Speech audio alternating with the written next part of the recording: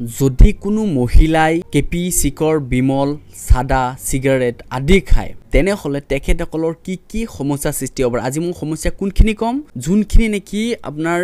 প্ৰেগনেন্সিৰ লগত ৰিলেটেড সমস্যাবোৰ কি সমস্যা সৃষ্টি হয় প্ৰথমটো সমস্যা হৈছে হৰমোনাল ইমবেলেন্স এটো কি কৰে এফেক্ট কৰে পিৰিয়ড সাইকেলৰ ওপৰত আপোনাৰ মাহেকিয়াটো মাহে নহব পাৰে 15 দিনৰ মূৰতো হ'ব পাৰে বা 2 মাহ 1.5 মাহ গুছি গৈছে তাৰ পিছত মাহেকিয়া হ'ব পাৰে এটো সমস্যা সৃষ্টি কৰিব পাৰে আৰু প্ৰেগনেন্ট অৱস্থাত যদি কোনোবাই গুটকা খায়